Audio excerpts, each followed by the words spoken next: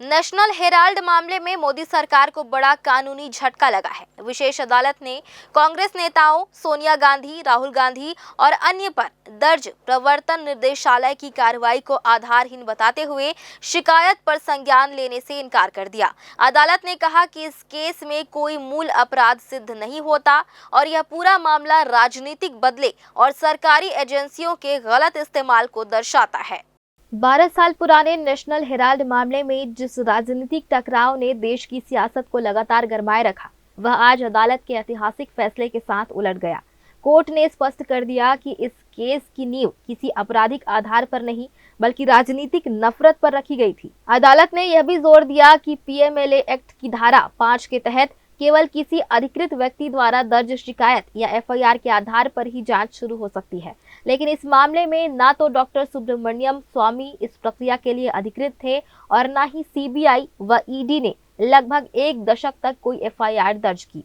Court ने इसे कानून की सीमाओं से परे जाकर की गई कार्रवाई बताते हुए जांच को राजनीतिक मकसद से संचालित माना और यह टिप्पणी भी दर्ज की कि इस मामले में संज्ञान लेने की न्यूनतम कानूनी शर्तें तक पूरी नहीं हुई। अदालत की यह टिप्पणी पूरी कार्रवाई को राजनीतिक बदले की साजिश करार देती है। भारतीय जनता पार्टी में इस सब से रोक दिया जाना चाहिए और इस तरह से जीता गया चुनाव इसी तरह से लोकतंत्र में उनकी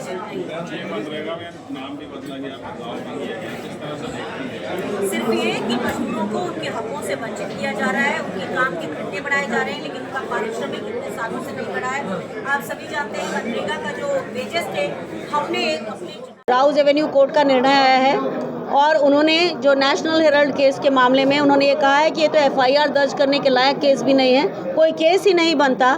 पर इसी केस के कारण 11 साल तक लगातार हर चुनाव में बीजेपी ने जो नैरेटिव बनाया है, अब उसके खिलाफ ये सारे सबूत आ गए हैं कि उन्होंने सिर्फ ये उनके सम्मान को धक्का लगाने के लिए किया था और नेशनल हेराल्ड नाम का कोई केस है ही नहीं, हो ही नहीं सकता। नेशनल हेराल्ड वो अखबार है जो हमारे स्वतंत्रता संग्राम की एक धरोहर है, लेकिन भारतीय जनता पार्टी ने उस पर पीएमएलए का केस लगाया था। सारा कुछ अब साफ हो गया है। भारतीय जनता पार्टी के इस नैरेटिववादी रवैये पर यह करारा तमाचा है। न्याय हुआ है, लोकतंत्र में सत्य की जीत हुई है। कांग्रेस पार्टी ने इस फैसले को लोकतंत्र और न्यायपालिका की जीत बताते हुए कहा कि बीजेपी ने पिछले कई वर्षों से गांधी परिवार को निशाना बनाने के लिए ईडी, सीबीआई और इनकम टैक्स विभाग का इस्तेमाल किया। कांग्रेस का कहना है कि जब राहुल गांधी ने बीजेपी सरकार की कथित वोट चोरी का पर्दाफाश किया, तब सत्ता पक्ष के पास झूठ और प्रोपेगेंडा फैलाने के अलावा कोई रास्ता नहीं बचा। यही कारण है कि राजनीतिक विरोधियों को चुनिंदा मुकदमों और अंतहीन पूछताछ में फंसाने का प्रयास हुआ। राहुल गांधी से लगातार 5 दिनों तक चली 50 घंटे की पूछताछ कांग्रेस के मुताबिक न्याय नहीं, बल्कि मीडिया हेडलाइन और राजनीतिक डराने का अभियान था।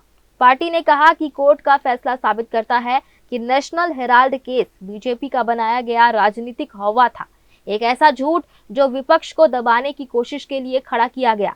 कांग्रेस ने दावा किया कि 140 करोड़ भारतीय अब समझ चुके हैं कि यह आरोप विपक्ष को कटघरे में खड़ा करने का असफल प्रयास मात्र था, जबकि सच हमेशा की तरह जीत गया है।